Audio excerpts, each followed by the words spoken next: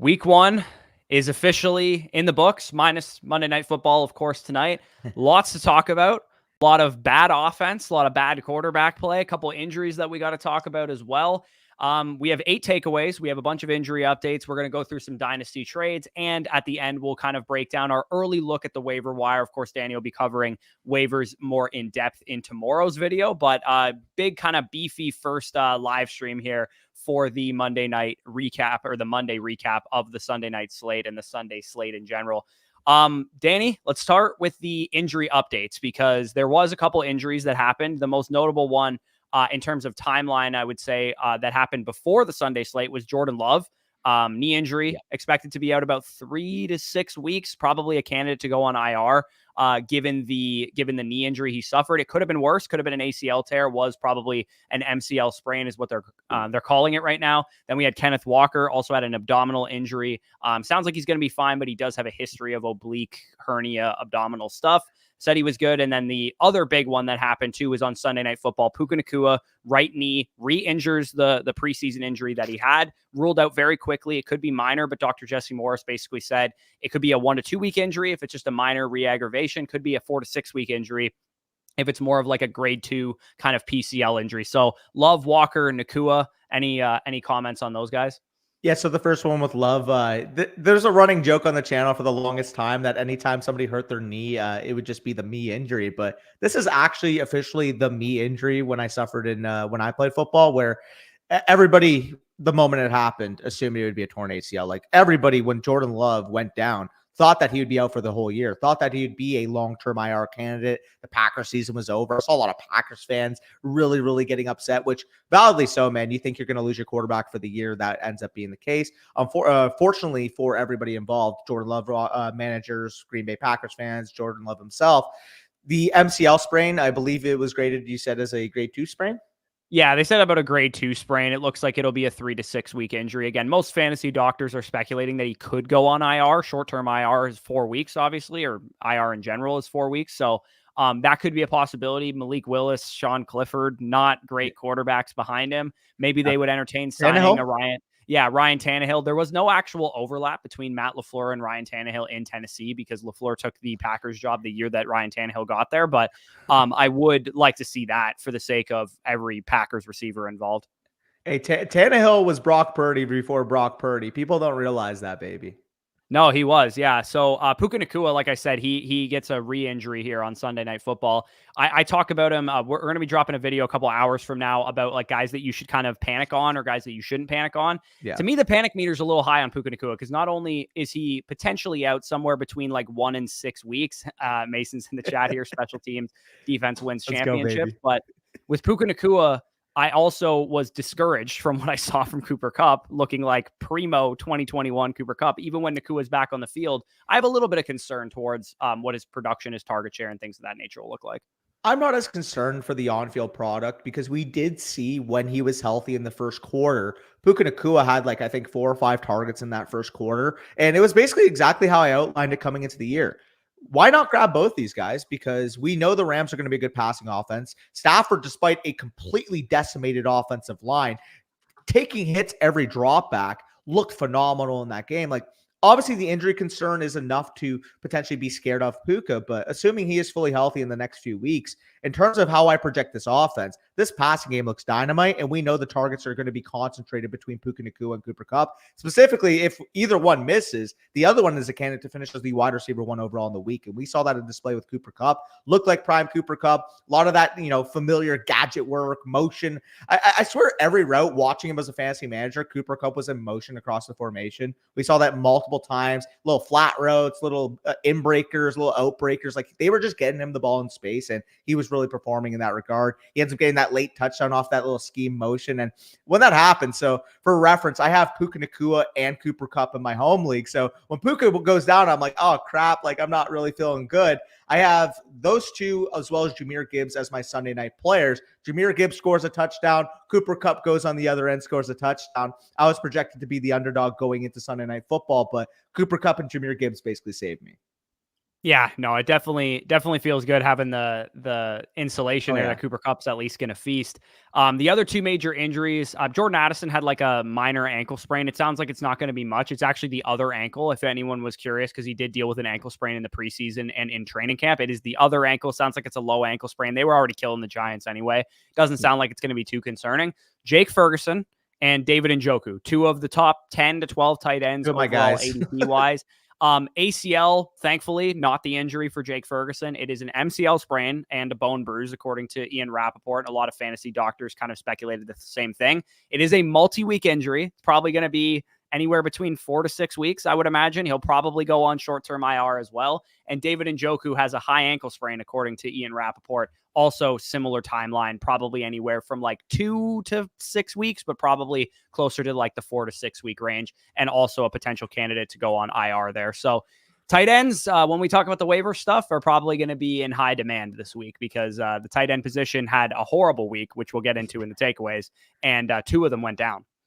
Yeah, so in terms of the context with Jake Ferguson, an hour ago, he tweets out, God is good. Obviously, the report from Rappaport as well, not season ending, like you said, 4 to 6 week timeline.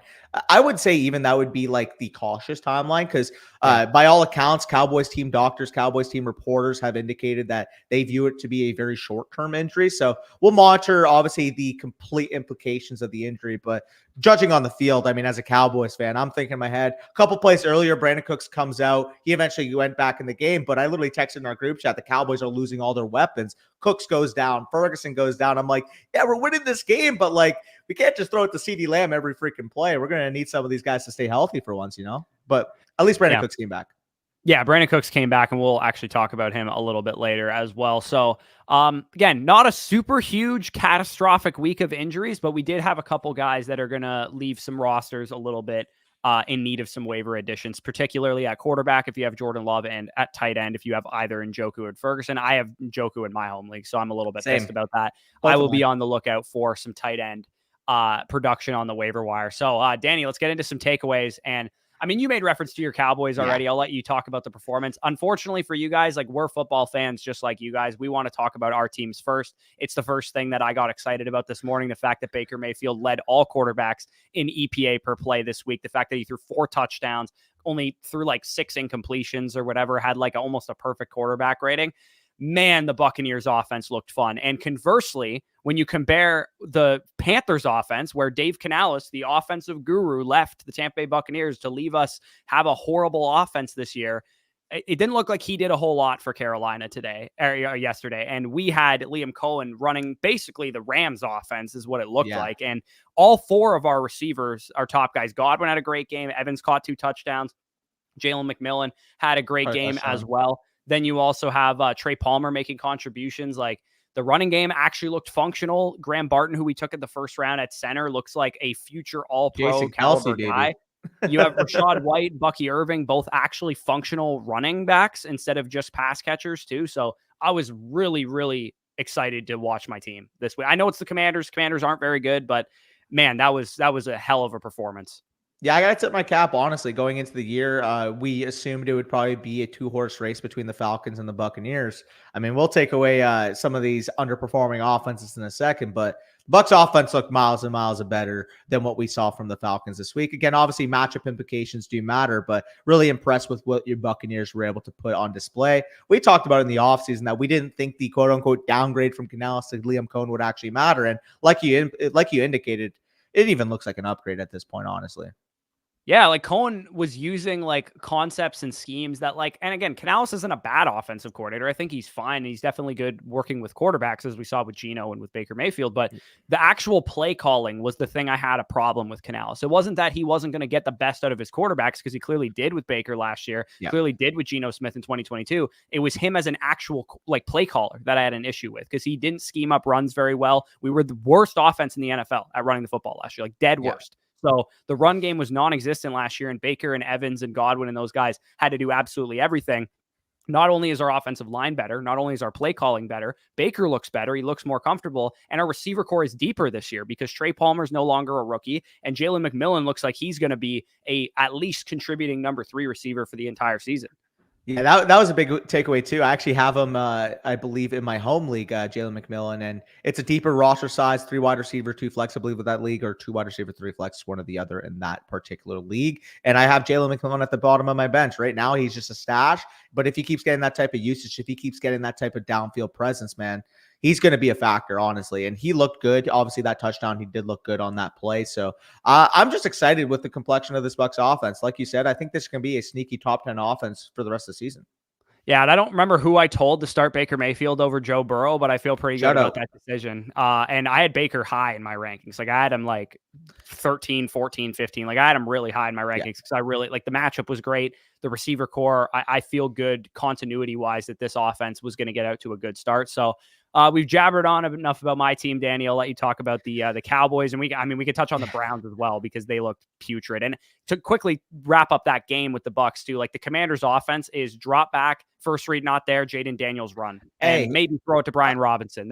He was solid in that game. If you don't remember, I do recall 2 Canadians, maybe by the channel called, I don't know, Fantasy Stock Exchange, talking about how the Washington offense could have some struggles early on. Terry McLaurin, everybody talked about him being this great pick this year, huge quarterback upgrade.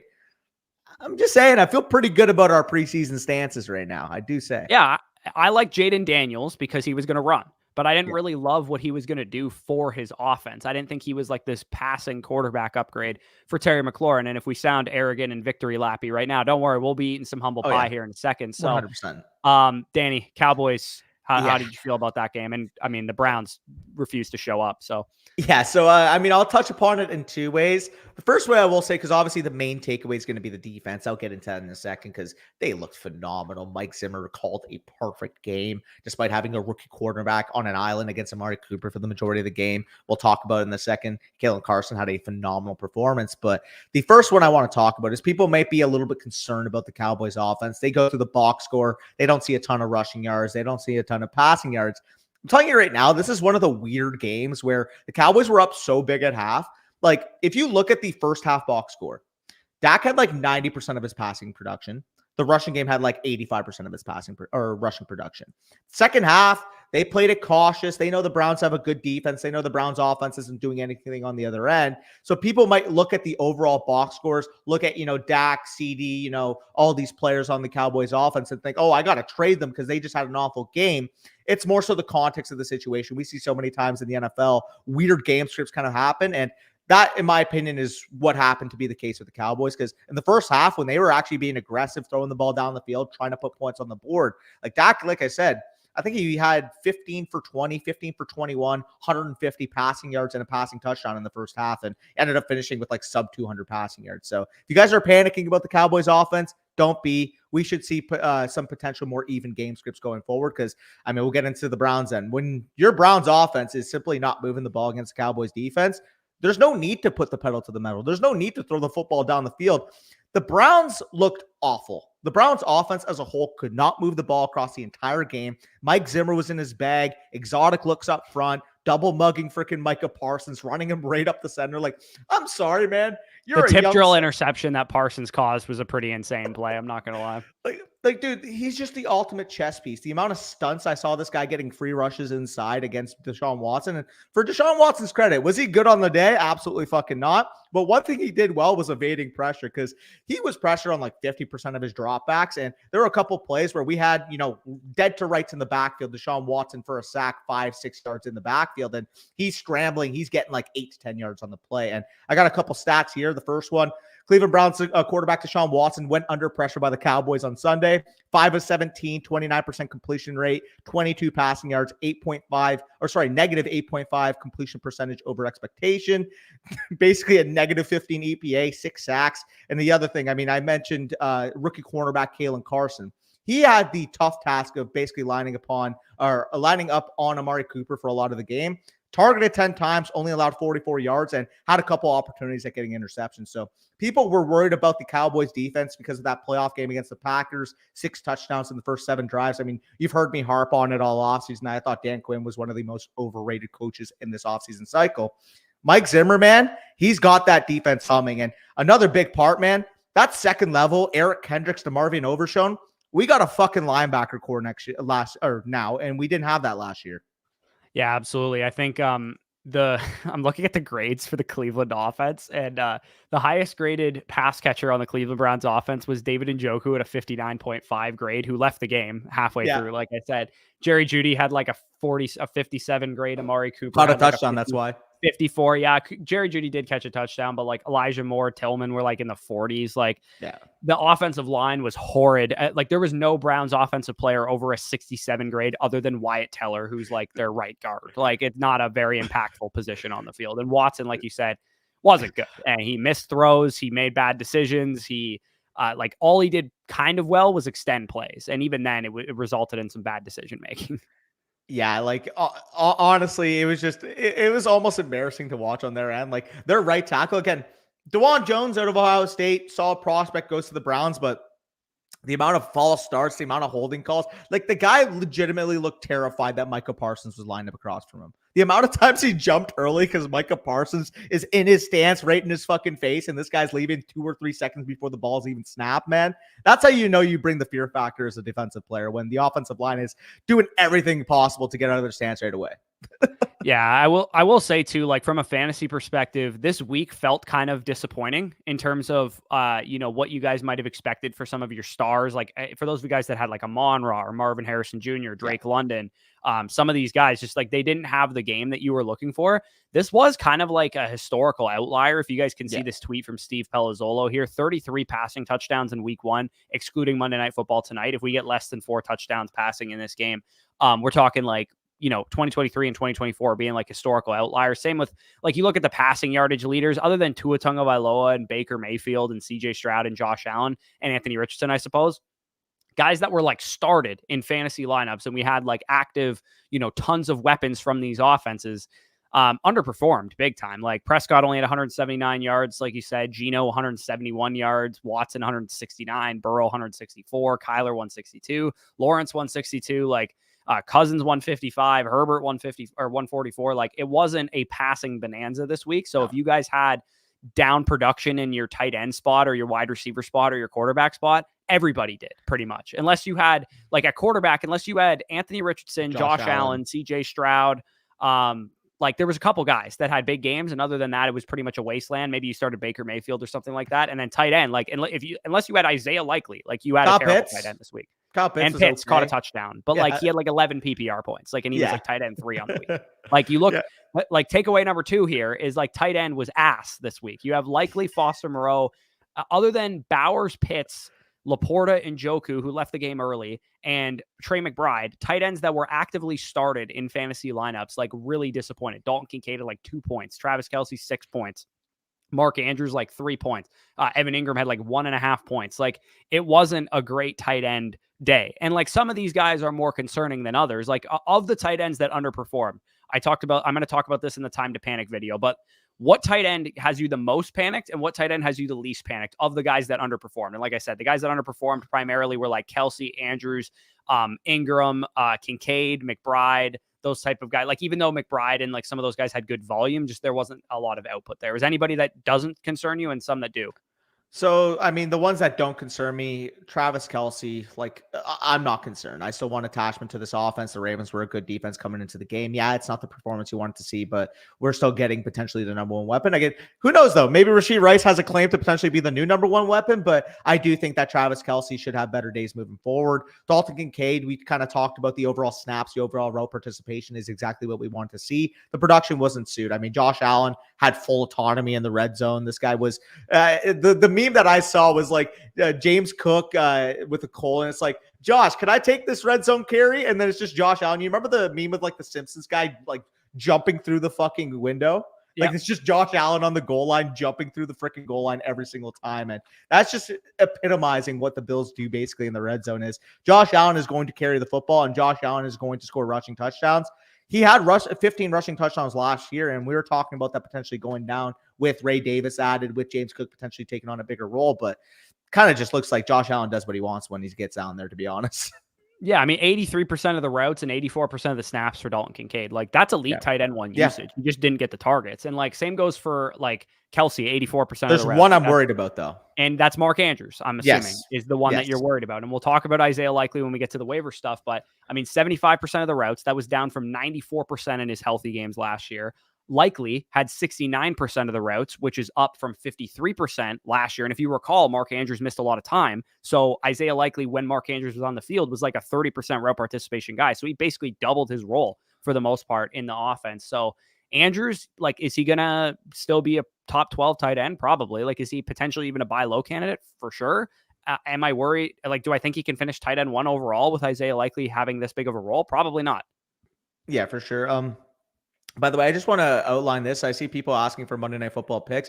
So after this live stream is done, that's actually up on the channel. I actually uploaded a short with my 3 favorite picks. So wanted to outline that. I saw a couple questions asking about Monday Night Football picks. Those are up for you guys to watch. We'll also be live later too, that we could talk about that kind of stuff as well. We don't, if you guys are new to the channel, on the Monday live stream, we don't typically go through a lot of questions. If you have super chats, honestly, just save them for Monday night. If you have any specific questions you want to ask us, because we're kind of just recapping the games. Probably should have mentioned that off the top, but yeah, tight end position, not great. Passing production in general, not great. That was one of the big takeaways. Another one of the big takeaways that I'm sure you're going to outline here is like, we gotta put the panic meters on for some of these offenses. I think, again, it's one game. It's week 1. We don't want to overreact, but let's properly react. We don't want to overreact. We don't want to underreact.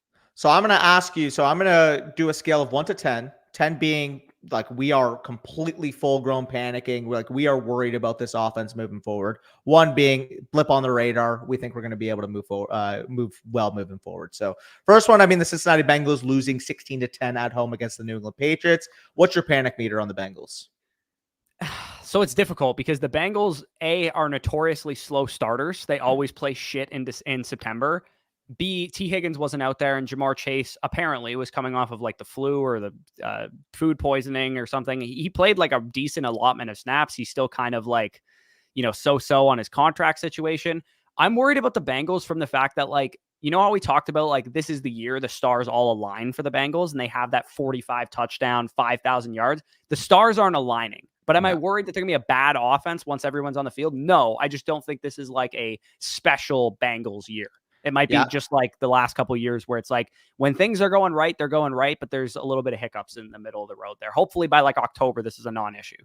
I'm at about a 4 or 5. Obviously, again, like they look sloppy. And like you said, you want to project moving forward that it's going to get back to, 2021, 2022 levels, because I mean, the Bengals always do this. Like in September, they drop a game that they should not lose. I mean, a couple of years ago, it was dropping to the Cooper Rush led Cowboys. Last year, I believe in week 1, they also lost. The year before, didn't they lose? They got smoked by the Browns in week 1 last year, like smoked. Steelers beat them in week 1 the year before as well. They just can't play in week 1, apparently. Like it seems like a common theme. Like, again, like if the Bengals get potentially depressed on the market, say they have one more bad game next week and people are selling Jamar Chase for like 1-2 turn prices, people are selling Joe Burrow as the quarterback 15 valuation on the market, then you go plunge, because I do think they're going to have some bounce back. But I will say, in terms of like the top 5 expectation, I don't know if I quite believe that, because the passing game didn't look as good as I would have expected. And I mean, we kind of mentioned this in the show, but we talked about, inefficient Joe Mixon. He's not a great runner. And I mean, we'll talk about him in a second, how good he looked yesterday in that game. But I just think the Bengals run scheme just really isn't that good. Like Zach Moss and Chase Brown. Again, I love Chase Brown. I played against Chase Brown. I think Chase Brown's a talented player, but they just weren't moving the ball in the run game at all. Yeah, no, the line was brutal too. They weren't getting any push, and the Patriots have a good defense and a good play caller on defense too. So they make money too. Like they give credit to the Patriots defense, but this is kind of like a classic Bengals right now. So I'm a little bit worried that the Bengals will take a couple of weeks to get going. And if you are relying heavily on Bengals and, T. Higgins managers, let's pour one out because he didn't even play and he's already dealing with a hamstring injury. And I have T. Higgins in a number of leagues. So I'm a little bit annoyed by that. Hopefully by week 3, week 4, it's a non-issue. And we're just like, hey, it's just the Bengals like usual. T. Higgins is a great receiver. Jamar Chase is a top 5 guy. And we're on our merry way. But right now, again, like like you said, I'm like a 4 or 5 on the Cincinnati Bengals. Not that they're going to be bad, just that they're not going to be elite, basically. Yeah. And I mean, speaking of potential elite expectations, the panic meter for the Baltimore Ravens, I want to hear your thoughts on, because I know where I'm at with this, and I don't know if it's the consensus. Yeah, I would say it depends what aspect of the Ravens we're talking about. Like the panic meter for Lamar Jackson's fantasy value is like No, a 0. Like I feel agreed. very good about his value. Panic meter for Mark Andrews, again, that's probably like a 7 or something like that. Yeah. Panic meter for the offense in totality, I would say like probably a 4 or a 5, just like the Bengals, just because the offensive line lost a lot of pieces in the offseason. The scheme and the receivers don't seem to be like, it's not really gelling. Like Monken called how many screen passes the other day? Like it was pretty insane. Like Zay Flowers can run downfield routes, and all they were doing was running him on screen passes. Rashad Bateman made a nice catch, but for the most part, he still struggles kind of down in and down out to be consistent. Isaiah Likely obviously was the lone bright spot, and Derrick Henry looked like he was way too old to be playing running back. So it's kind of a mixed bag with Baltimore. Again, like Cincinnati, I don't think they'll be a top 5 offense, but I think they'll probably figure their stuff out. This is gonna sound like a hot take. Ezekiel Elliott looked better yesterday than Derrick Henry did on Thursday. Yeah, I mean, I don't think that's an outrageous take. Like Henry looked like Titans Derrick Henry, which in this offense, like he should probably look better. Like it's a better offense than Tennessee was last year. Yeah, I'm at about a 7 for the Baltimore Ravens. The reasons why I'm there is, I mean, the first one you mentioned, the offensive line was downright awful against the Chiefs. Like they were getting pretty much penetrated on every single snap. They have no downfield element to this offense. Like outside of Isaiah Likely, no receivers were working down the field. Mark Andrews was not moving the same. Like I'm a lot more concerned about the Ravens because the expectation, obviously, Lamar Jackson can only do so much. He's going to be a fantasy superstar, but I don't feel confident that they have a wide receiver 2 finisher or a tight end top 8 finisher on this team. Like I think Likely and Andrews may bounce like between the tight end 9 and the tight end 12 respectively. Whichever one finishes where, that's yet to be known. Like is Andrews going to be the 12 and Likely the 9? Is Likely going to be the 12 and Andrews the 9? We're going to see moving forward. And like I said with Zay Flowers, we wanted to see that third element unlocked to his game. We wanted to see those deep downfield shots, third level of the field, because he has the speed, he has the route running ability to create separation down there, but they're using him basically like Northwest Jarvis Landry. Yeah, Flowers, I think, can figure it out. He's the one I'm least worried about, I think, other than Lamar, because I'm not worried about him at all. He had a great game. But Flowers is the one I'm least concerned for sure. And I think he'll probably be fine. I just want to see him used down in the field more. Like, I don't know why they're calling him on check down Charlie stuff. Maybe that was a schematic thing because the Chiefs have good corners and the Chiefs have a good secondary and stuff. And the pass rush was an issue for them. Obviously, the Ravens couldn't protect great in that first game, but hopefully they can figure their stuff out. Like I said, I'm not pushing the panic button on the Ravens yet. I'm a little bit less pessimistic than you seem to be. I'm like a 4, like I said, or a 5. Yeah, I'm a little bit more. I'm just worried about Andrews is like basically the only thing. I was never drafting Henry, so I don't have to worry about him. But if you guys have Henry, I would be worried. Yeah, and just want to say one little quick shout out. I don't know if Mason's still in there, but I mean, we'll see how yours ends up materializing. Could Garrett Wilson plays tonight? Justin Jefferson solid. Oh, I already won. No, I'm saying in terms of the short, yeah. Because I do want to say this now. I want to give myself a little pat on the back. I did see a lot of hate when I said Josh Jacobs over Derrick Henry. I said Kyle Pitts over Mark Andrews. People wanted to call me a buffoon. People wanted to call me, Peter Griffin. They were throwing every insult in the book at me. But guess what? You sort the newest comments there. People are like, "Yo, did this guy in the bandana actually cook?" Because I was cooking all along. All along, baby. Let's go. You might have cooked. Again, Danny's taking his week 1 victory laps. I was doing it on Twitter, so it's fun. Like people who poo-poo week 1 victory laps, we're having fun. Like, chill. Everyone's like, you can't put week 1 victory laps. It's only a 1-game sample size. Like, dude, we all do it. Like, it's fine. It's fun. Like, we're not saying like we're absolutely geniuses for this stuff. Like, I took some week 1, L's as well. Like, I'm willing to take some week 1 L's here. It's just fun. This is why we play fantasy. For people are saying Peter Griffin is crazy. Dude, I'm telling you, Mason's comments like have no They're filter, unhinged, dude. They have no filter. They have no filter. My Garrett Wilson, Justin Jefferson one, you'll see some angry people in that comment section right there. They call me every name in the book. Like it was pretty. It's fun though. That's why we talk about it. But I mean, we'll just group 3 bad offenses together because I think we can pretty much do that. Giants, Broncos, and Titans. I mean, we'll talk about the Titans in depth. We could probably group the Steelers in there too. Steelers, I mean, yeah, we'll talk about them all in conjunction. The Titans we'll probably spend a little bit more time on because we had some hopes going into the year. But I mean, the Giants, the Broncos, the Steelers, like outside of what George Pickens, Malik Neighbors, and name a Bronco that you feel good about. I feel fine that Sutton's like a wide receiver 4 flex play most of the time.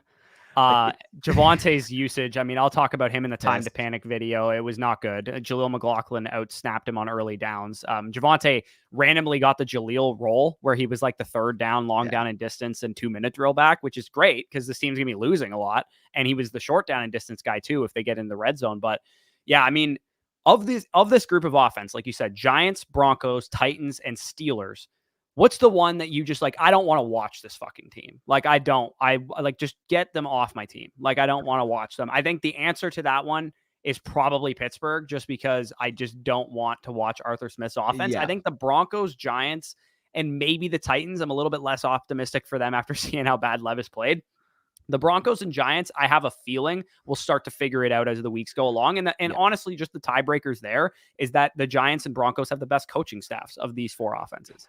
Yeah. So for, I mean, talking about that with the Giants, for a team that put up 6 points, like if you do have Malik Neighbors, seeing that he had over 60 yards in his debut, see that he was demanding targets, like obviously people will say 11.9 PPR points, 100% of the routes, and a 19% target share is much better than Rome Odunze did as a rookie, much better than Marvin Harrison did as a rookie, and his team scored 6 offensive points. Yeah, we'll talk about the whole rookie wide receivers as a whole in a later takeaway. But yeah, I agree there in terms of the ranking. I mean, right now it's got to be 10 out of 10 worry because those offense just looked like incapable. But let's spend some more time on the Tennessee Titans. This is an offense that with Brian Halligan coming in, with his dad coming in to coach the offensive line, we had some potential hopes that, you know, this could be one of the upstart offenses in the league.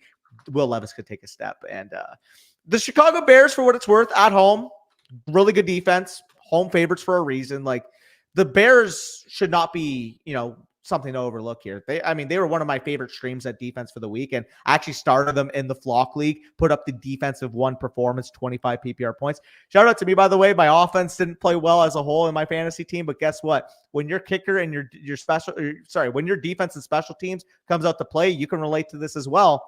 It makes it easier on the offense, man. I got 46 combined from Butter Aubrey and the Chicago Bears defense. And I know you got some big-time performances from Kaimi Fairbairn. Who was the defense he's played? Chargers against the Raiders. I got 36, I think, against Sal with those two guys combined. So yeah, me and Danny got 46 too. Staunchly against playing with kickers and defenses, but we did it in the Flock League so that we could make the league more relatable to you guys. And FSE just absolutely cooked on their streams here. I mean, Aubrey's not a streamer, and I don't think Fairbairn's a streamer either. Like I'm comfortable with Fairbairn all season long. He's a good kicker, and he's on one of the best offenses in the league. Given the scoring of our league, so if you guys watched the Cowboys game, Brandon Aubrey had a 66-yard field goal that went through the uprights, but the play got called dead in terms of, I think it was a delay of game that was called. They had him initially on to attempt the 71-yarder, decided not to attempt it because if the Browns, you know, return it for a touchdown, it changes the whole momentum of the game. So don't blame them for not going for that field goal, but that 66-yarder cleared the uprights by a good 5 yards. And by the way, 66 yards is the NFL record. So maybe that just shows how special Aubrey is. He ended up with 21 points in my lineup. If that field goal ends up counting, he would have put up 27 points. So shout out Butter Aubrey. I always knew. Yeah, dude. I think one of the hacks of kicker analysis is you want a kicker who's on an elite offense, but they have a conservative head coach where they're not going to go for a ton of fourth downs, and it's a great kicker, so they want to kick field goals. And I think both Fairbairn and Brandon Aubrey fit the bill on that. And same goes for like the Rams kicker and like the 49ers kicker. It's like those offenses and play callers are all good. It's just they settle for field goals a lot, and that's kind of what you want. And same goes for like the Packers and Matt LaFleur and stuff. It's like they're not the type of team that's just going to, you know, YOLO it and go for fourth down conversions all the time. They'll take their points. Especially too, so in our league specifically, it's like scaled kicker scoring. So if you guys are unfamiliar with what that means, if it's under 40 yards, you get 3 points. 40 to 49, you get 4 points. 50 to 59, you get 5 points. And anything 60 plus in this league, you get 6 points. So for a guy like Brandon Aubrey, like he went 10 for 10 on 50 plus yarders last year. Obviously, yesterday was absolutely kicking the leather off of that football. Yeah. Like we are excited for these kickers, let's just say. And I mean, I guess I have full autonomy over the Cowboys scoring because I have Dak Prescott and Brandon Aubrey in this league. So I mean, we appreciate the efforts from my kicker. But quickly going back to the Titans point, because we didn't mention that, Will Levis, he's a gunslinger, man. He's going to have these types of performances. And when I say these types of performances, playing like shit. Like that's what. Yeah, and you got to play. You should play your defenses against Will Levis. That's a good takeaway out of this. It's like I hope the Titans figure it out. I think they will, but the O-line looked kind of bad. And Levis didn't look like he was making good decisions, and the receivers didn't look all too special or spectacular either. So, I mean, we could be in a rough spot with the Titans offense. Two offenses that we do need to kind of gauge the panic meter on, because we had expectations for these offenses. sure. Like the Titans, we were like, okay, they're kind of like a cute sleeper pick, but we kind of expect them to be bad. The Bears and the Falcons were not expected to be bad. We expected them to be at least league average offenses, if not probably better, especially the Falcons, who had a veteran quarterback coming in and not a rookie quarterback. So where's the panic meter? 1 out of 10. We'll try and speed through this a little bit faster. Bears and Falcons. I think on the Bears, I'm like a 6. I'm a little worried that Caleb's going to take a couple of weeks. On the Falcons, again, I'm probably about a 5, because Hayden Winks showed like a bunch of clips of Cousins not stepping into his throws.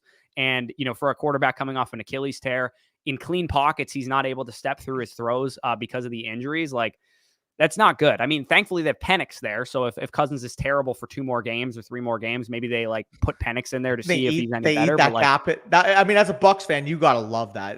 They signed Cousins to this mega contract. He doesn't look good, and now people are like, "Oh, do we bench the guy that we just paid what 45-50 million per year for?" The Saints and Falcons paying mid quarterbacks a shit ton of money when we got Baker Mayfield for like $5 million last year and paid him like honestly below market. 30, right? 30 or 35. Yeah, like we paid him below market on what he probably would have made if he had signed to the Broncos or to the Falcons or one of these other teams. Yeah, I feel pretty good as a Bucs fan with that. But I don't know. What, like, do you think, are you worried for London? Are you worried for Pitts? Are you worried for DJ Moore? Are you worried for some of those guys? I'm worried for Odunze. He looked quite like a rookie in that game. See, the thing that I'm going back to with Odunze is he still ran, I believe it was 83% of the routes. Like, yeah, the targets, I mean, he only had like 4 or 5 targets. 42 PFF grade also. Like, he didn't play well overall, but like we said, Caleb didn't play well in his own right. They both entered that game. Again, tough matchup overall. Like, I'm worried, but I would say about a 4 or 5, like you said, would be about my expectation, because I do think they're going to be able to figure out. They're 2 of the most talented prospects, respectively, at their own positions. Dunze was the clear wide receiver 3 in this class, in my opinion, and we've seen some of the other wide receivers like Brian Thomas, like Xavier Worthy, like Ladd McConkey, who we had right after him, really perform well. So I think Odunze is going to be able to figure it out. I think if you can buy Odunze low, because people are worried that he's going to automatically be relegated to the 3rd wide receiver in this offense, you should do it now, because this is the cheapest Odunze is going to be for the rest of the year. Yeah, I'm a little bit more skeptical on the Bears. I just think Shane Waldron sucks as an offensive coordinator, and I think it wouldn't shock me if by week 7 this offense figures it out, not by week 2 or week 3. Like, we're kind of like, if it takes 6 or 7 games for Caleb to look like he's playing well, that might be a problem. You know what I mean? Like, that's something that I don't totally love, and I think that the Falcons are much more likely to figure it out than the Bears if we're comparing these 2 offenses. For sure. By the way, I just want to quickly make reference before we go into the next take.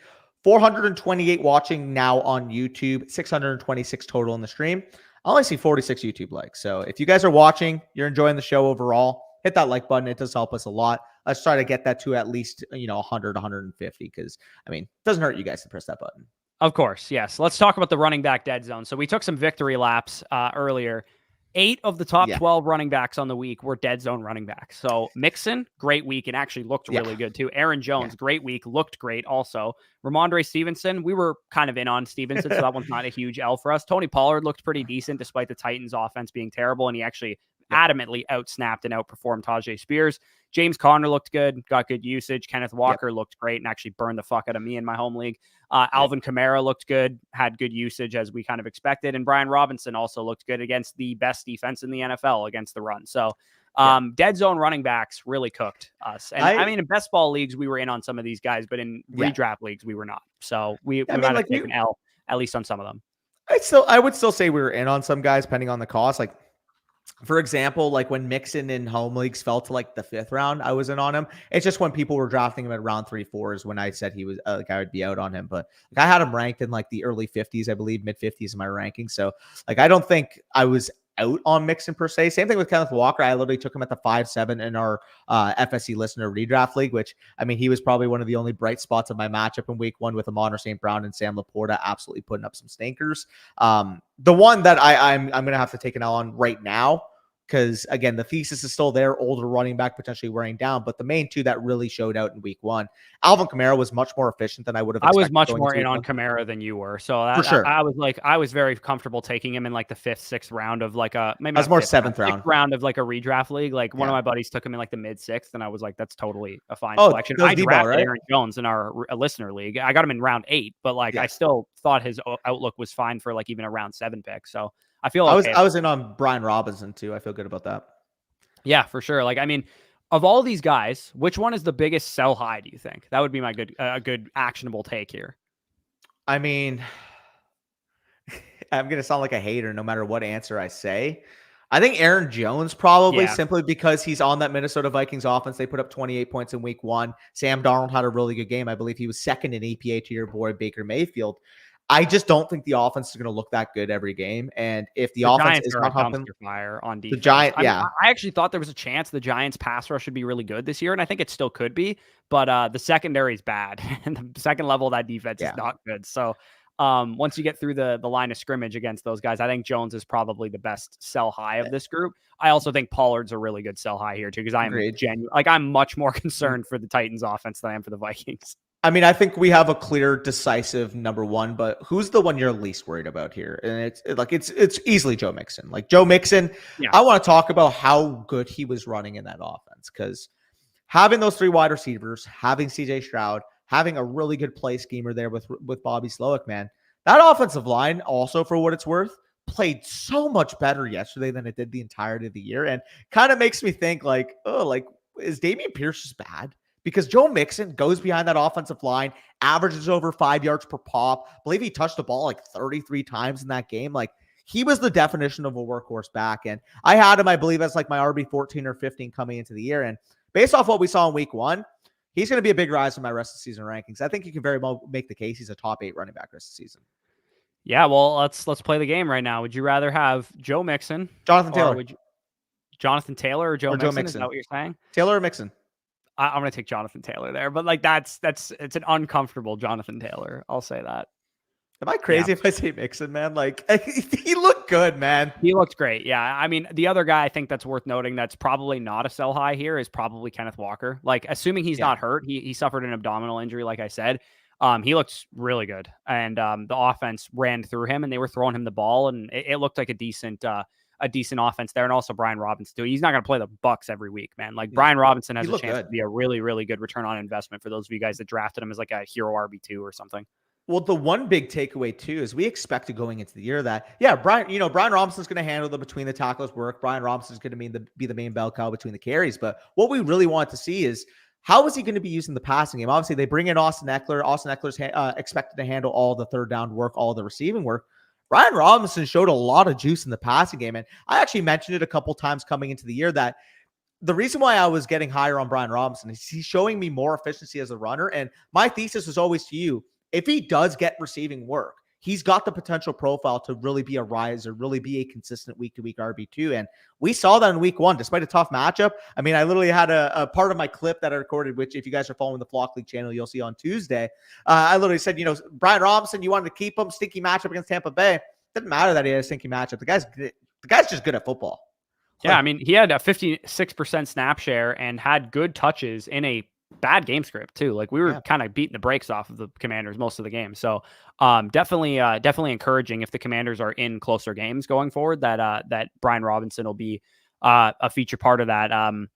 Let's rapid fire these last couple takeaways. I have to take my victory lap on J.K. Dobbins. That is a necessary thing. And obviously, J.K. Dobbins could still get injured. Like, it's possible he goes down next week or whatever. But at the very least, it's a return on investment type of pick. You could sell high on J.K. Dobbins right now, probably for a legitimate, like, top 30 option at running back right now. Like, he's probably a top 30 running back rest of the season for most people's rankings. And I saw, like, this is obviously Raging Casual Central, but one of the Fantasy Pros employees tweeted something out about J.K. Dobbins, and somebody in the comments said, I have an offer in my inbox, Malik Neighbors for J.K. Dobbins. Now, obviously, casual of casual leagues, but if the overreaction is going to be that hard on J.K., like, I'm the biggest J.K. Dobbins stan on planet Earth, and I'm not passing up Malik Neighbors for J.K. Dobbins. That's Like absurd. J.K. Dobbins is at best like a good hero RB2 going forward, a good flex play going forward, unless we see more usage, more outcomes. But he ran most of the routes. He had some juice in the run game. He hit like 19.9 miles per hour. People freaking out. He's like, he got caught from behind. It's like, okay, well, like they have fast defenders also. I feel good about J.K. Dobbins. He's going to be my RB2 most likely in my home league. Like I'm going to be starting him over Chase Brown going forward. That's for sure. Unfortunately, he was on my bench this week, which I feel not great about in my home league. Yeah, like I just want to quickly also take the victor lap on that, because if we go to my underdog exposure, I believe actually he was, if not my highest owned running back, at the very least, one of the top 3 owned running backs that I had coming into the year. If I check my exposure right now, J.K. Dobbins. Oh, I clicked the wrong thing here. Just a moment right now. I'm on the sprint. Weeks 1 to 14. Okay, perfect. What was my ownership percentage? 20.5% J.K. Dobbins. The top running backs that I had here, James Cook, 24.1, J.K. Dobbins, 20.5. I have guys like, for example, Khalil Herbert listed here, Jonathan Brooks, a little bit more for the later season.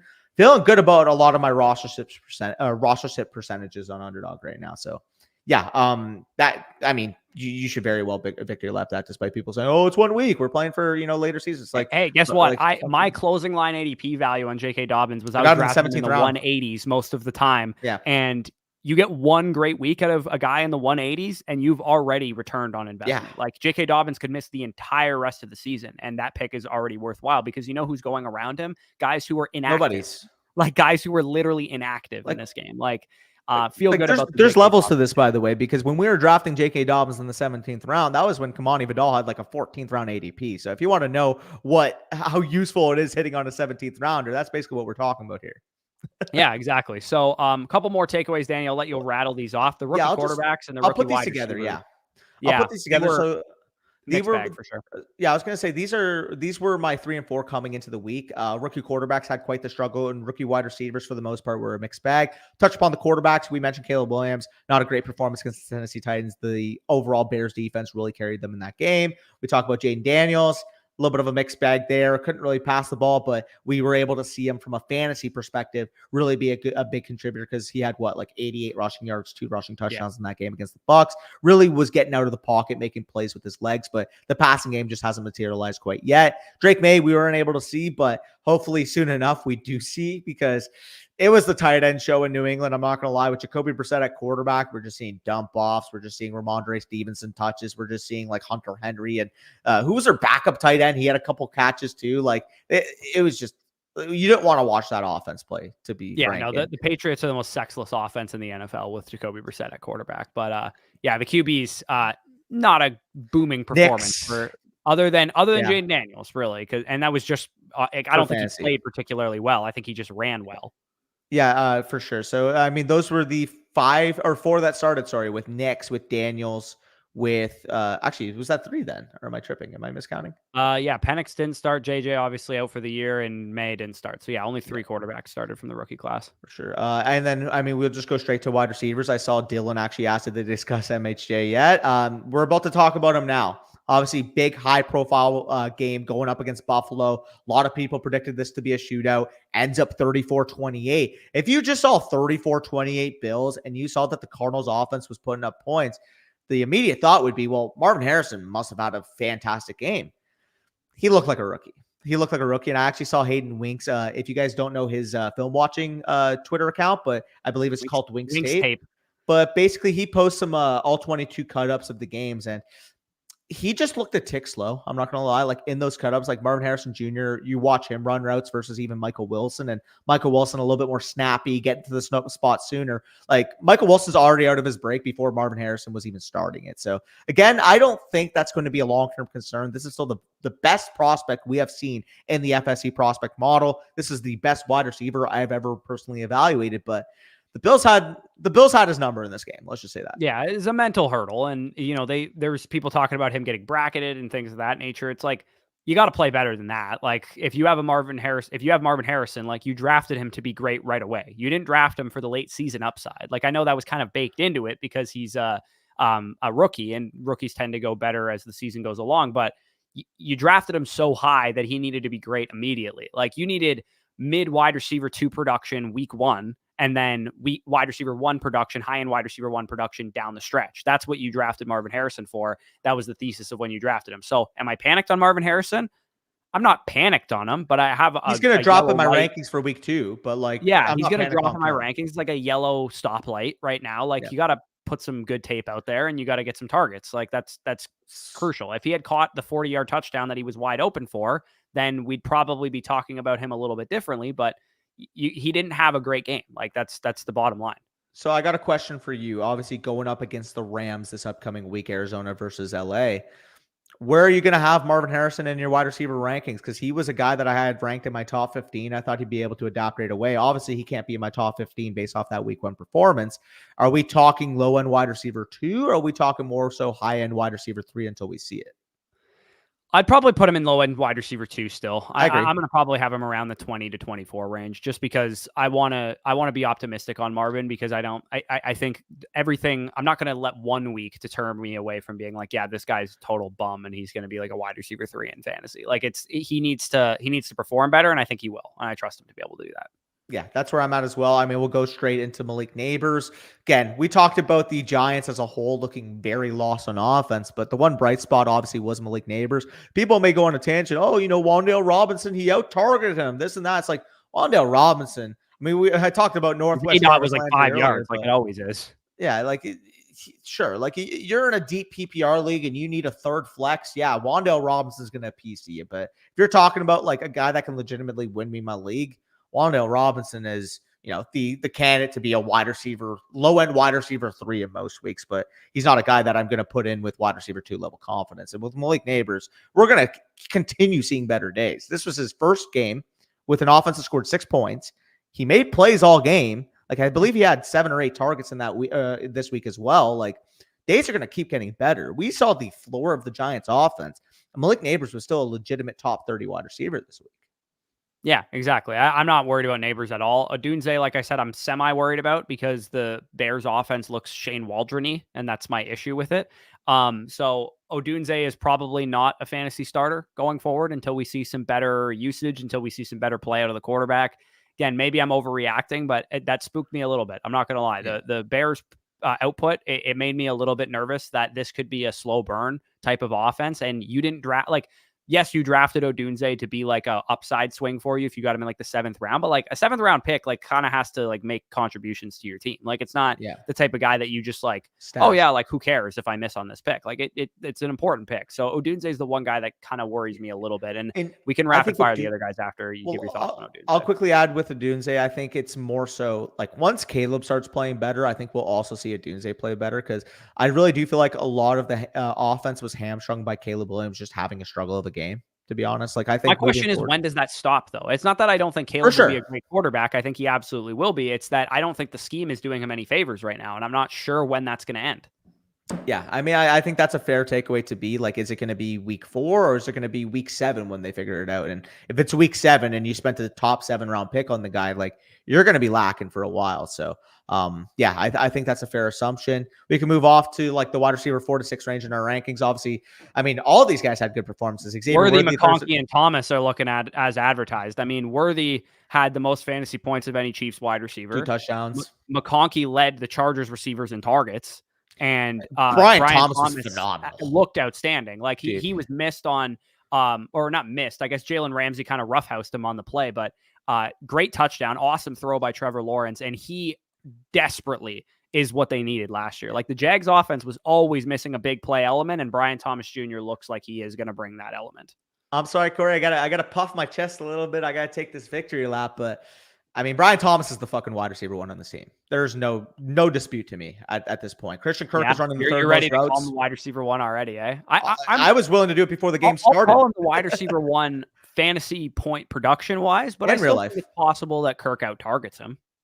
Yeah, out targets him. I mean, at the end of the day, like I'm not going to debate. Like, Thomas looks great, man. Like I'm not going to debate you too hard on it. And I loved the pick when it happened. As far as like, I wasn't as high on Brian Thomas as a prospect as you were, but I was like, this is an excellent fit. Like this is exactly where he needed to go. It needed to be a team like this where they have some underneath targets. They need a downfield weapon. They have a quarterback with a big arm who's supposed to be at least accurate. It wasn't last year, but definitely proved a little bit better in this game. So yeah, Thomas looks as advertised. I'd feel very good about the dynasty value of all of those 4 to 6 guys. Worthy, McConkey, and Thomas. You got exactly what you wanted out of those guys in the first game, which is McConkey's going to soak up targets, Worthy's going to make big plays downfield, and Thomas is going to make big plays downfield. So good news on those guys for sure. And I do have to add this as well, because I mean the other like standout outside of this range. I mean, Keon Coleman, 5 targets, 4 catches, 51 yards, looked really good. And people were a little bit confused when I said this, but if people are calling Rashee Rice the new Michael Thomas, I think within this year, whether it's week 6, week 7, week 8, people are going to be calling the Keon Coleman the new Rashee Rice, because I really do feel like that is the best utilization for Coleman. Put him in big slot, let him make those contested catches over the middle, let him use that yards after catch ability. Obviously did have a high point in this game as well. Like, yeah, I mean, we knew he was good at that in college too. Yeah. Like we knew that Keon Coleman was not going to be the best separator, was not going to be the best route runner, but thinking about creative ways to get him in advantageous matchups, get the ball just in his vicinity because he plucks it out of the air, like that's exactly what we wanted to see from a raw prospect. And like I said, I do think there's an upside scenario where Keon Coleman could have a Rashee Rice level ascension as the season goes along. Yeah. I mean, there was Xavier Legette had some good target usage. I mean, the Carolina Panthers, we didn't even talk 7 about targets. them. Are we worried for them? Because we kind of expected this and they were awful on offense. Urine. Xavier Legette was one of the lone bright spots just because he was able to command decent usage. Like he was on there. Like I didn't think he was going to come out there and run a lot of routes week 1 because he missed a lot of the offseason program, but he went out there and he ran 59% of the routes, which was the 3rd most on the team behind Thielen and Deontay. And again, 7 targets in that stretch. 7 targets. They took their starters out at a portion during the game because they were getting absolutely bent by the Saints defense so hard. But Xavier Legette, 30% targets per route run in his first NFL game. That'll do.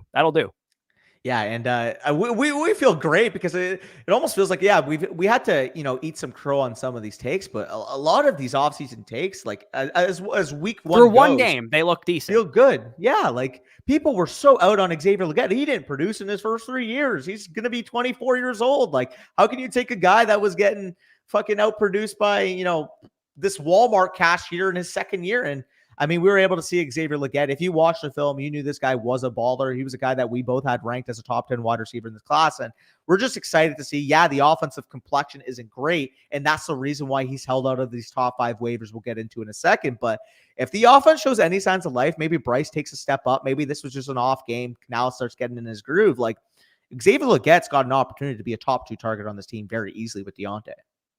Yeah, and I mean, I have Xavier Legette as my 3rd highest rostered wide receiver on Underdog. I drafted him on 20% of my teams. I also, on my only big dog team, I drafted Xavier Legette on that team as well. So I feel really good about the usage so far. I don't feel good about the offense at all. I think that the Panthers need to fucking figure out their shit quickly. Yeah. But they at least could be the type of offense where, okay, this season is basically lost. We're just going to try and get our young players some production, and Xavier Legette could be a good result of that by week 6, week 7, week 8. Maybe he's the type of guy that is actually performing, and we're not going to talk about him in the waiver section, but definitely a good stash for those of you guys that have big benches and guys that you could just throw at the end of your bench and kind of wait and see what happens.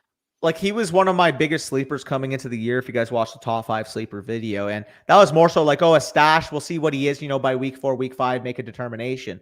The early signs, the target commanding ability. Obviously, we know what he brings to the table as a big time athlete, 6'3", 220 pound, 4.3 type of speed athlete here. Like if he starts getting in better game scripts, if he starts getting in better situations, this Panthers offense starts performing better. Like I don't want to say like the A.J. Brown, the Titans type of comp, but the Titans were a bad team. And obviously A.J. Brown, one of the best real life receivers. I'm not saying like that will be A.J. Brown, but in terms of like an explosive end of the season, I can see Legette following that type of route. Again, will he be A.J. Brown? I'm not saying that, but is that the type of path I can see him performing in terms of the stylistic comp? Yes.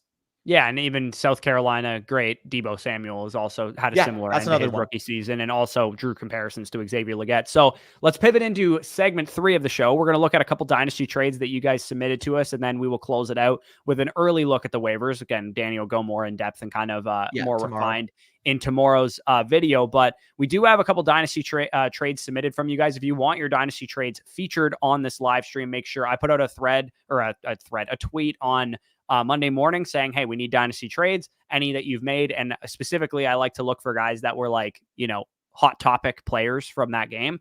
Yeah. So we do have one with Travis Kelce involving a trade here from Ashton, where he gives us some context to this trade here. He said both contending teams in this deal. His roster is super deep at all positions, but his best tight end prior to the deal was Komet/Hunter Henry.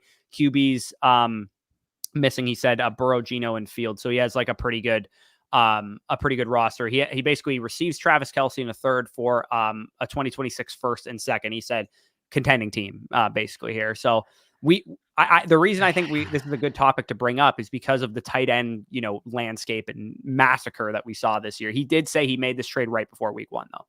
Okay, that adds more context to it. Even still, like, I think this is a little too steep for me. Like the 2026 first, I understand that there's more optimism around the 2025 and 2027 classes respectively now, if you guys been following the first couple of weeks of college football. But I don't know, man, like 34-year-old tight end didn't really look good in week 1. Like giving up first and second round liquidity just feels a little steep for me. Like I would have preferred to get to Travis Kelce using other aspects. Maybe it's that second plus another piece, like, I don't know, young upside wide receiver in like the 40 to 50 range. Like if you had to do, I don't know, name a wide receiver you would attach, like Demario Douglas in a second or something like that. Like maybe that doesn't somebody like that. Maybe you just throw like a rookie, like a Javon Baker or Troy Franklin or something like that. Yeah, I would have rather gotten there that route because I just think giving up a first-round pick of liquidity, like, again, we don't have the context. Obviously, you are a contender this year, but, like, anything can happen by 2026, and who knows? Like, is Travis Kelce still going to be playing by 2026? Like, we don't know. Like, that could really impact where you finish in the standings, but I understand the move. You're buying points. You're trying to get stronger at the tight end position. I probably would have rather have gotten there in a different way. Yeah, and a 1 and a 2, like, you might have been able to get to Pitts or Kincaid or somebody with a little bit more of a shelf life to them and still have good production value in those type of players. So that's kind of a mixed bag on that first trade. Let's talk about Ryan M's trade. He made this one right before week 1. He gets Isaiah Likely, who obviously just had a breakout game, 2 1s and a second for Kyle Pitts, Dontavian Wicks, Audric Estime, and a 4th. Now, this is one of those trades where I feel like Ryan was bragging a little bit, where he's like, hey, look what I got Isaiah Likely for. But I mean, even best, like, we're huge on Pitts, and like even if Likely is a flash in the pan, let's say he's like, oh, he's tight end 13 in points per game this year, and he kind of fades out of obscurity. I think you still win this trade, even if let's just equate it like this. So even though we like the upside of Wicks, we like Estime as a prospect, 4th round or whatever, you're taking Likely over the other side of the package outside of Pitts, right? Assuming. I think Wicks, Estime plus a 4th versus Likely is fair. I don't know if I would say I would absolutely take Likely, but I think it's fair. I think a lot of people maybe are like, yeah, I'm taking Likely there, but like I still believe in Andrews, and I still think he'll have a big role here. So I would say agree, just for crossouts, and I still like Wicks too. So I would say it's probably a wash, but I like Likely in the second for sure. You're taking Likely in the second. Well, obviously, but that's what I was trying to mean. Like, because even if you slightly prefer Wicks, Estime in the 4th to Likely himself, you're liquidating Kyle Pitts into 2 1s in the 2. And I'll tell you right now, like the 2027 1, people might see 2027 1 and be like, oh, that's so many years in the future. Like, we don't have to work. The 2027 class, based off early signs, could potentially be generational. Like, we're talking about like 2023, 2024 levels. Like, that is the level of hype we're seeing with this class. Jeremiah Smith already looks like potentially the best football or college football wide receiver right now. Ryan Williams already a couple big time performances. Ryan Williams was born in 2007, and he is the Alabama leading wide receiver through 2 weeks. He was born in 2007? 2007, and he is the leading wide receiver for Alabama across the first 2 weeks. That's crazy. Then we get into some of the other performances, like Dylan Raiola looks like a Caleb Williams level prospect already. Like, first 2 starts, true freshman. He's so corny, though. He's trying to make, he looks like Mahomes in every single way. And DJ Lagway from Florida, again, really, really rough matchup, not really rough matchup, really easy matchup this week. But first career start, he looked phenomenal. True freshman, like I said, 5-star quarterback. Like, there's an opportunity for this class, like I said, to really establish himself in their true freshman seasons. And we're seeing like true freshmen at huge programs that typically don't give true freshmen this level of playing time performing right away. Like, obviously, Jeremiah, like I said, Jeremiah Smith will be the crown jewel of the class. Jeremiah Smith looks like a better prospect than Marvin Harrison Jr., and he's a fucking true freshman already. Yeah, well, not to mention, like, Harrison didn't start as a freshman. Like, I mean, they had great receivers there, and they have a little bit less great receivers there at Ohio State now. But, I mean, he's out targeting Emeka Egbuka, who I think is a first-round caliber receiver. Like, he is alphaing potentially a top 5 wide receiver in the 2026 class with Carnell Tate, and potentially a top 3 wide receiver in the 2025 class with Emeka Egbuka.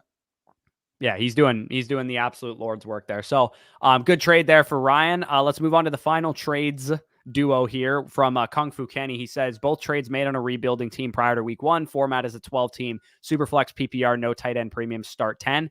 Ends up getting Justin Herbert in exchange for Deshaun Watson, a first, a second, and a third. Yeah, easily. Again, I mean, Watson looks like steamy garbage right now. So that is a great move for you, especially insulating yourself against Deshaun Watson potentially falling off, or like people are saying like, oh, the Browns would never move off of Deshaun Watson. Look how much money they would have to eat. It's like, well, people said the same thing about Russell Wilson and the Broncos, and they sometimes it's addition by subtraction, man. Like if Watson is that bad this year, they'll eat the money. Like they will cut bait with him and eat the money. So like, what's up? Oh, I mean, your camera died, so I'll throw you in the back, or I'll throw myself in the back seat for. Yeah, that's fine. But I was just gonna say, the thing as well is, I mean, if you do have Browns players in fantasy football, like it's not even the worst thing if Jameis Winston were to become the starter, because Jameis Winston, we have seen, despite being, a volatile quarterback, kind of like the Will Levis quarterback, well, he will throw interceptions, is able to throw the ball down the field, is able to give some viability at that third level portion of the field, like I said. So even if Deshaun Watson doesn't end up being the starter throughout the remaining of the year,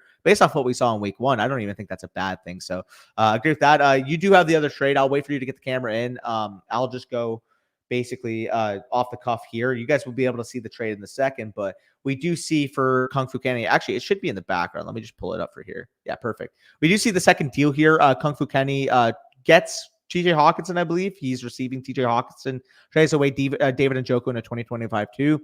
I'll wait for Corey to add his input when he comes back, but I'm not going to lie. Like, I think Hawkinson is a fine option, but like I would rather Njoku in the second quite easily in this package. So again, I don't know if you're the one receiving Hawkinson. I'm assuming you are based off the coordination of the screenshot. But if you did pay Njoku in a second for Hawkinson, like give me Njoku every single time.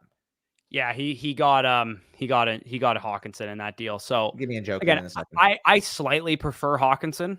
I would take Njoku because he said he's a rebuilder, right? So in a rebuild situation, I think why give up a 2 then? If yeah, exactly. But if you slightly prefer Hawkinson, you don't have to give up anything else. Like it's Hawkinson for Njoku. Straight up or nothing. Yeah. Yeah. Like to me too, knowing now too, the context is that's probably an early to mid second rounder. Like if you're a rebuilder, there's no freaking way you should be trading those picks. Like again, like I don't mean to completely harp on you, because the first deal I absolutely love, and you end up basically getting a free Justin Herbert, seeing how Deshaun Watson looked in that game. But giving up the second right away, like I don't agree at all. Yeah, no, I'm on the same page there. So Dynasty segment of the stream has now concluded. Let's peek ahead to the waiver wire. Of course, we still have one more game left on the slate, and a couple things to kind of sort out here. But this is a decent week 1 for waivers. I wouldn't say it's the best week 1 waiver wire, because week 1 is obviously usually one of those weeks where you're like, oh my God, like this is the week of waiver. Last year we had Puka Nacua and Kyron Williams, for example, as some of the top waiver ads. This year, I don't think we're looking at the same level of talent. Let's start with the number 5 waiver ad that we have here. Speaking of the Los Angeles Rams, and real quick for context. So you guys are going to see my full top 10 tomorrow. So we're just going through Corey's top 5 on the stream, and every week, whoever's doing the waivers on the Tuesday, they'll put out their top 10 list. Or actually, we're going to be doing that on Monday, so stay tuned for that. And then the other person is going to go through their top 5 on stream. Just want to add those context for those that are wondering from last year. Yeah, and I go through my waivers on TikToks as well. So even if I'm not doing waivers that week, I'll be going through mine on TikToks. But Demarcus Robinson is my number 5 ad as of right now, because as we talked about at the top with the injury stuff, Puka Nacua did re-aggravate that right knee injury that he was dealing with. It's possible that he misses at least a game or two, if not a couple of games. And Demarcus Robinson, in his absence, had 92% of the team's routes, 15% targets per route run, 15% target share, got some end zone work as well. And Demarcus Robinson, if you guys recall last year, had a very, very good end of the season. He closed out the season, I believe, as like a top 30 receiver in PPR points per game. So he has a chance to be a throw into your lineup right off the waiver wire flex play. Yeah, 100%. I mean, you're getting 92% of the routes for a Matthew Stafford, Sean McVay-led Rams offense. Like we know, this has been a very consolidated, very concentrated target share with Puka Nacua and Cooper Kupp both on the field. with Puka out, I mean, obviously Cooper Kupp's projection goes from a top 12 to 15 wide receiver to a guy that could legitimately be a top 5 wide receiver until Puka comes back. And then with Demarcus Robinson, like you said, do I expect him to just be the Puka to Cooper Kupp? Not necessarily, but if he's getting that level of route participation, if he's getting that level of downfield usage, again, this is going to be a Rams offense, assuming Stafford is fully healthy moving forward, that's going to threaten for 300 passing yards, 2 to 3 passing touchdowns every single game. So Demarcus Robinson, and we'll absolutely have some leeway in this offense. And I mean, we can even talk about Colby Parkinson as well. He showed out a little bit down the stretch. He's not going to be in our top 5, but if you do need a tight end and you need a cheap option, because I mean, the number one guy we're going to mention is going to go for a lot of fab dollars in your league. I think Colby Parkinson for a free bid to possibly $3 to $5 is actually a very good way to potentially get some insulation in this offense. Yeah, and if you need wide receiver help, I'd be okay spending 5 to 10% of my fab budget on Demarcus Robinson, but that would probably be it. The number Agreed. 4 guy that I have listed here is Rashid Shaheed, who, of course, second receiver on the New Orleans Saints, did actually out-target and have, a big game this week. He had 16.3 PPR points, was the top 15 receiver on the week. Of course, had the long touchdown that started the bleeding against the Carolina Panthers, where the Saints just absolutely put their foot on the Panthers' throat for the rest of the game. Rashid Shaheed has often been a very good receiver. Like, he's been a good receiver for a number of years now. As an undrafted free agent, he's kind of scratched and clawed his way up the depth chart, and it looks like he is the clear number 2 here. And we assumed he would be, but we didn't actually know for sure if he would be the number 2 in terms of route participation. And I was impressed with what I saw from Clint Kubiak's offense in week 1, where they were taking downfield shots. Look at Rashid Shaheed's average depth of target, 20 yards. And he had 5 targets. Normally, it's like, okay, Rashid Shaheed is an average depth of target of 20 yards normally all the time. But Derek Carr was pushing the ball downfield, and that's something that we haven't really seen from him, especially last year. I mean, it was check down to Kamara after check down to Kamara. So I feel pretty good that Rashid Shaheed is another one of these guys, 5, 10, 15% of your fab budget at absolute most. You could throw him into your flex spot right away. I will add some context. If you're looking for an immediate play for this week, I personally would actually take Robinson over Shaheed, because if you're looking at the matchup implications, Robinson going up against the Cardinals, Shaheed tough matchup at 6.5 point underdogs against the Cowboys on the road. So if you need one for 1 week play, I would prefer Robinson. But if you need one for the rest of the season, like you said, Rashid Shaheed has a very good opportunity to be the number 2 target. And I mean, Derek Carr looked a lot better than people thought coming into the year, including myself. I thought he would look a lot worse than what he did. Yeah, and some people are saying, like, what about Jordan Whittington? What about Tyler Johnson in the chat below? It's like, I'm trusting the routes with Demarcus Robinson because Puka's not expected to be out for, like, the whole season. Like, if he was going to be out the whole season, I'd be like, okay, go pick Jordan Whittington up, go pick up Tyler Johnson, one of those guys with more upside. But, like, if it's a short 2 to 3 week stint that Puka Nacua is out, like, you're not going to start Demarcus Robinson once Puka Nacua is back on the field. So if you just need production now, which I think Robinson will be that guy, that's why I think he's the best of the Rams receivers to go after. So anything on Shaheed, or should we get into number 3? No, again, I think it's a really good pickup, especially if you're in a full PPR. Maybe your league actually also has big play bonuses, because both Shaheed and Robinson are guys that if you do have big play bonuses, will receive a little bit of an uptick as well to provide you potentially, wide receiver 3 production for Shaheed, potentially for the long term, for Demarcus Robinson at the very least in the intermediate term. Yeah, and I mean, the Panthers were kind of a dumpster fire on defense, and not only that, but Olave's probably not, going to get out targeted by Rashid Shaheed on most weeks. Like, I think Olave will be just fine. If you're worried about Olave, don't be. I think the offense just sometimes it's really annoying when the offense scores like 47 points and Chris Olave did nothing the whole game. It's one of those games where you're like, oh, Juwan Johnson caught a touchdown and Foster Moreau caught a touchdown and Jamal Williams rushed in a touchdown. Like, it's just a bunch of random slappies scored touchdowns for the Saints. I think more often than not, this passing game is going to run through Chris Olave and Rashid Shaheed. So feel pretty good about those guys. Number 3 on this list is your boy, Brandon Cooks. Yeah. He is actually 40% rostered, and so is Rashid Shaheed. So there's a good chance that if you guys are in deeper leagues, they're not available. Like, Brandon Cooks and Shaheed are probably rostered in those type of formats, but Brandon Cooks is expected to see a nice little uptick with Jake Ferguson out for the next couple of games. And we know the Cowboys offense probably won't shit stomp the crap out of every opponent that they go after like they did to the Browns. And Brandon Cooks ran 83% of the routes, had a 22% target share. He scored 8 touchdowns sneakily last year. So he's a guy that they trust in the red zone. Especially down the stretch when he was healthy. Maybe he still has some big plays left in the tank. Again, obviously he's a little bit older, so he doesn't have quite the same speed that he used to have. But yeah, Brandon Cooks, again, all 3 of these receivers so far are like, if you need receiver help, maybe you could throw them into your flex spot type of guys. And I think Cooks, of all of them, is the one that I feel the most confident in because he plays for the best team and it has a history of being a productive receiver, unlike Robinson and Shaheed. And obviously, again, the overall stat lines of the Cowboys, like Cooks himself, for what it's worth, 4 catches, 40 yards, a touchdown. He had a solid fantasy day, but like the Cowboys were only implied for 19.25 points coming into this game, and they really let their foot off of the pedal in the second half. Like you said, once they're in more, fantasy friendly game environments, like for example, this week, yeah, the Saints defense had a very good game against Bryce Young and co with the Panthers, but the Cowboys are implied for 6.5 points. We're going to expect Vegas to really adjust to the fact that this is still going to be a very good offense moving forward. And like you said, with Brandon Cooks, should be able to be a threat to catch a deep target on any single play, any single game, given the fact that Dak Prescott will want to throw the football down the field.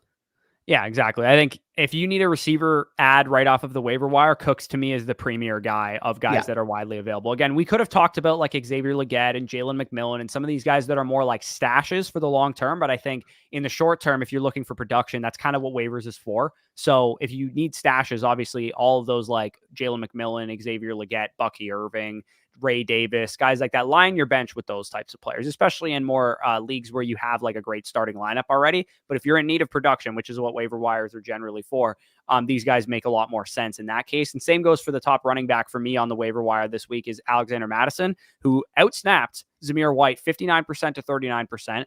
Zamir White got more carries, but Alexander Mattison running 60% of the team's routes and having a 19% target share, playing all of the snaps, long down and distance, 2-minute drill snap-wise, looked way better than Minnesota Vikings Alexander Mattison last year as well. Do I think Alexander Madison's like a superstar running back? No, but I do think that Alexander Mattison has a chance to be the back to own here because Zamir White, how many positive game scripts are the Raiders going to be in this year? None. Like genuinely speaking, again, we talked about one of the takeaways I had going into the show was that the Panthers would finish 0-17 because that's how bad they look. Raiders are not far off of that, honestly. Like they have no juice on offense. Gardner Minshew can't really do anything. Like the guy panics in the pocket, throws ducks all over the field. Like I have no real optimism about this Raiders offense. And it feels funny because I mean, we tracked the preseason usage and it was a near 50-50 split. We tracked the receiving usage, which Alexander Mattison had a big time leg up over Zamir White. But all the offseason chatter from Antonio Pierce was that Zamir White's this stud running back that he wants to feed the ball like Josh Jacobs. Like this is why you track the usage rather than the coach speak. Yeah, no, absolutely.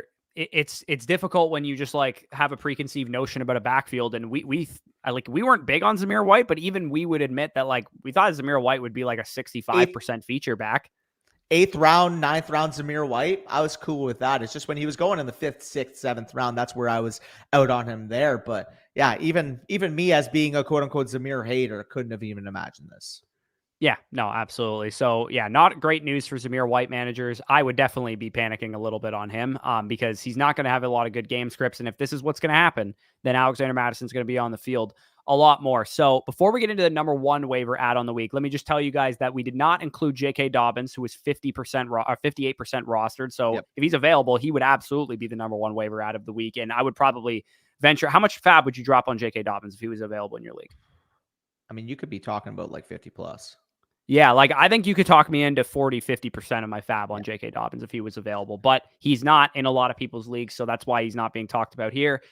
Zach Charbonnet, again, also more than 50% rostered, but he's a decent pickup because of Kenneth Walker dealing potentially with an abdomen injury. And then Adonai Mitchell also had a pretty good game, but he is actually 47% rostered, I believe, the last I checked.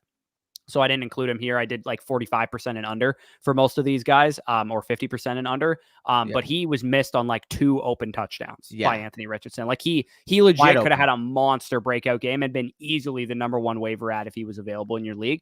They missed him by that much, both of them. The long touchdown was missed by his fingertips, and then the one in the back of the end zone that Anthony Richardson just kind of missed the throw.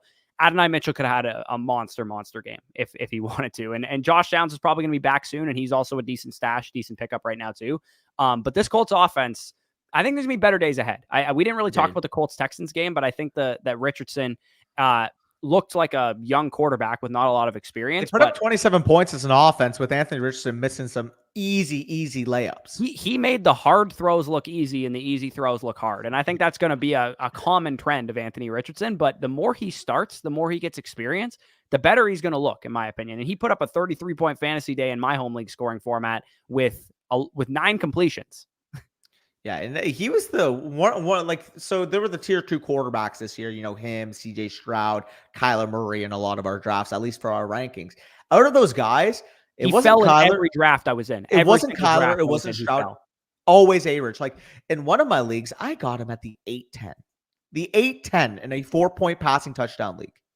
Yeah, I mean, I got him at the 6-10, and I thought I was absolutely stealing at that point. You got him at the 8-10, and I had Pittman, so that's why I drafted him, because I drafted Pittman at the 4-11, who also didn't have a great game. But Pittman, I'm not really worried for either. I think better days will be ahead for that offense. But yeah, Adonai Mitchell, again, another one of those guys that you should definitely be on the lookout for if he's available in your league. But the number one waiver ad that we have here is Isaiah Likely. After Thursday. We knew it after exactly. Thursday. Isaiah Likely, we knew it on Thursday. 69% of the routes, 34% target share, 34% targets per route run. Also, part of the reason why he's our number one waiver ad is because David Njoku and Jake Ferguson just went down. So a lot of you guys probably need tight end production, and a lot of other tight ends sucked too. So that's probably why Isaiah Likely could be this year's Trey McBride potentially. Like it's possible. Like I'm not going to say that if Mark Andrews is healthy, Isaiah Likely is going to put up the number one tight end performance on the week every single week, but could he be startable every single game, even if Mark Andrews is healthy? I think so. I mean, they're going to run a 2 tight end base offense, basically what they did, and use one of these guys in the slot if they need to, or whatever the case is. Isaiah Likely could be a fixture of the top 12 to 15 tight end rankings. Now, I'm not going to go crazy and say that he's going to be the number one tight end on this team. I think Mark Andrews is still the guy there, but yeah, this is an interesting usage pattern for Isaiah Likely, because like I said earlier in the stream, Isaiah Likely was a 20 to 30% route participation guy when Mark Andrews was healthy last year. So when Andrews was out for the rest of the season, or missed most of the year at the end of the year with the injury that he suffered on the hip drop tackle, Isaiah Likely really climbed his route participation and ended up being a fixture of a lot of people's fantasy lineups. But now Isaiah Likely has earned a role in a 2 tight end offense, in an offense that doesn't have a real number 2 wide receiver. And that's the main takeaway for me, because we hear about, they're going to run a lot of 12 personnel. We hear that basically every fucking offseason. We hear that, this team's got 2 good tight ends. 10 offenses around the NFL are going to run 12 for their base offense. Like we heard a lot with the Packers as well, which I mean, like, by the way, like if he's a free claim, I think Tucker Kraft, based off the usage, should be in this as well. Not a top 5 guy, but somebody where if you lost Ferguson, you lost, David Njoku, and you need a cheap tight end because you missed out on Likely, I think Tucker Kraft would be a very good option as well. But with Likely specifically, the reason why I am fully bought into this 12 personnel talk is outside of Zay Flowers, there's no good wide receivers on this team. There aren't. And they can't go 11 personnel because that would mean Nelson Aguilar and Rashad Bateman are playing the whole game, which they don't want to do because, quite frankly, just as a base wide receiver, like not even the tight end, the blocking ability, Isaiah Likely is a top 2 target on this team. You can't have him off the field.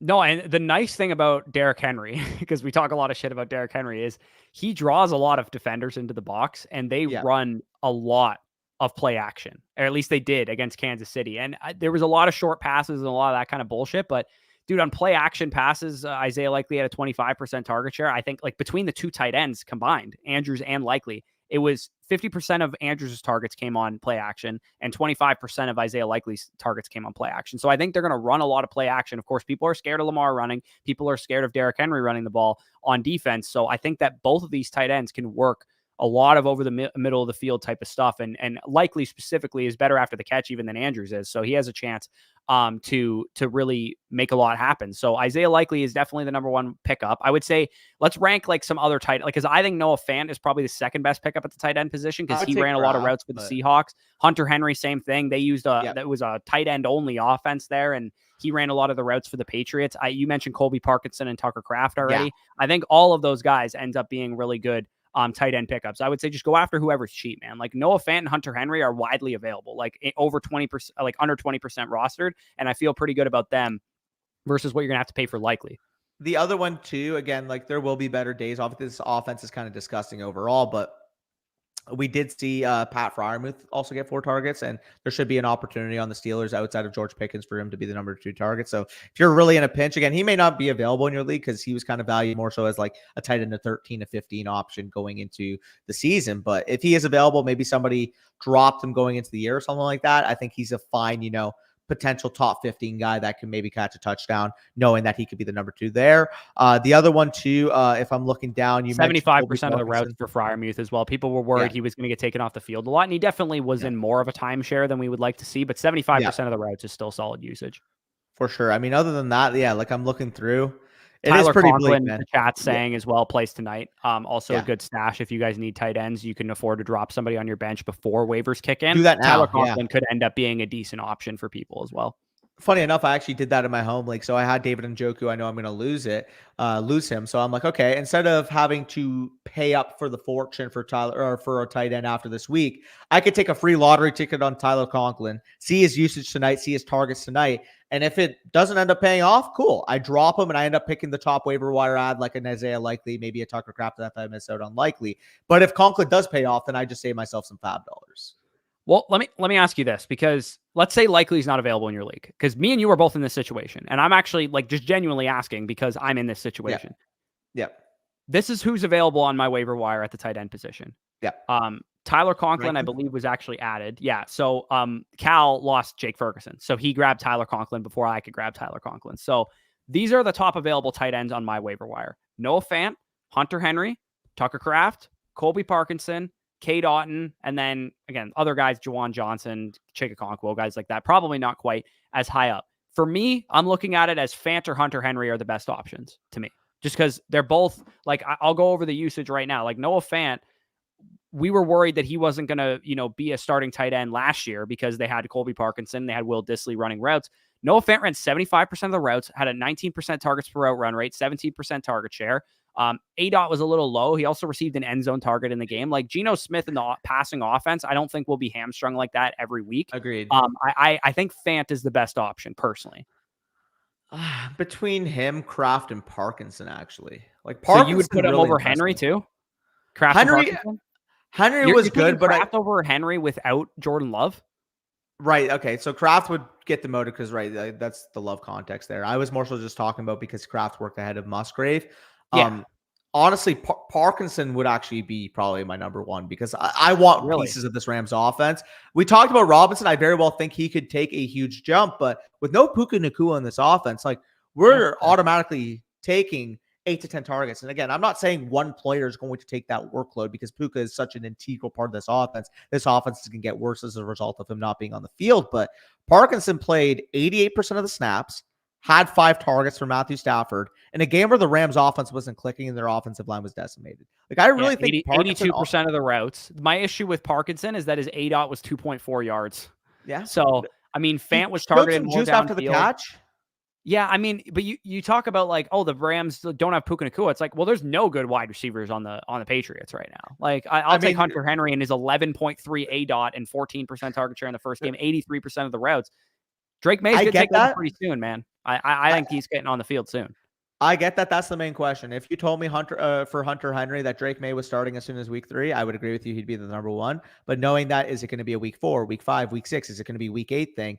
Knowing that I'm attached to Jacoby Brissett the moment I'm making this claim right now, I would prefer the insulation of Matthew Stafford with this Rams offense. Because again, this offensive line will get healthier. Like this offense will potentially end up being that 27 plus point per game unit we expected coming into the season. Matthew Stafford played some MVP ball last night. Like he played really well. He did.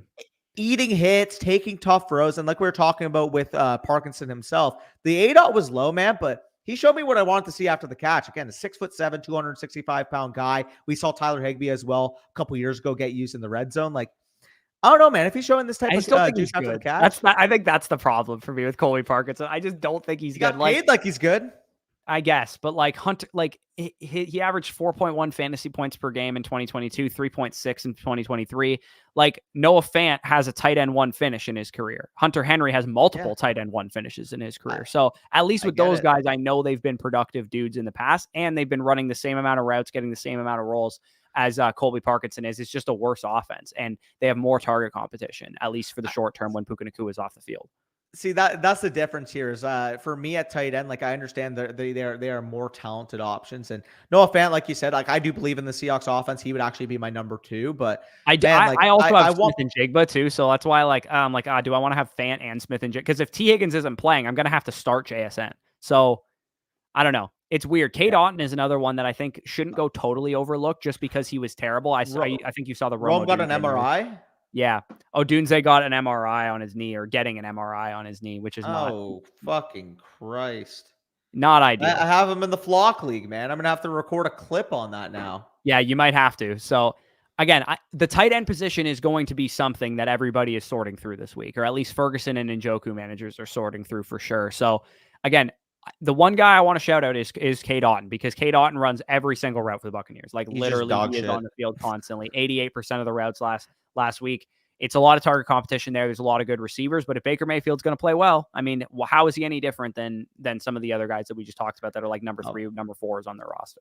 By the way, potentially no Dunze or no Keenan Allen, Caleb Williams, droppable. Yeah, definitely. I agree. Yeah, I mean, I don't think Keenan Allen's definitely going to be out. Like, it sounds like it was just like an unknown like tweak that he had. But I think if Baker Mayfield, like quarterback wise, I mean, if Baker Mayfield or Matthew Stafford or some of these guys are available in your league and you're looking for a streamer over Caleb Williams, like, I'd be starting Baker any day of the week over Caleb Williams right now. So I got to ask you. So, for example, in my home league, because I actually had Jordan Love, who is now out. I'm going to put him on the IR if I can do that. If not, yeah, my 2 quarterbacks that I got were Jordan Love and Caleb Williams. But knowing the news about the wide receivers in Chicago, knowing the news obviously with Jordan Love, I'm going to have to make a move here. And I mean, I think the clear top option would be Jared Goff. Solid game environment this week at home against you guys going into week 2. Geno Smith would probably be the number 2 for me.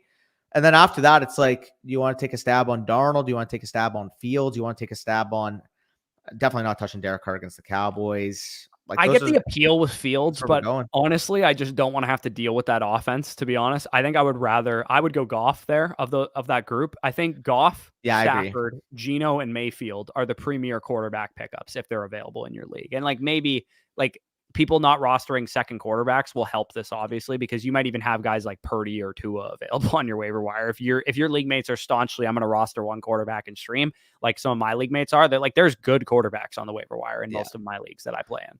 Like, a lot of my league mates do have 2 quarterbacks. So like, again, like I said, like the best options, like other than Goff, would be like taking a stab at Geno, definitely not rostering fucking Daniel Jones after what I saw week 1.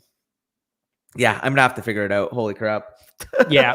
So let's get to it. We had 2 super chats throughout the stream. Again, I appreciate you guys for super chatting. Unfortunately, we're only getting to these at the end because we like to go through the recap and such like that. Obviously, you can ask us. We're going to answer a lot more questions on the Monday night stream tonight before the game actually kicks off.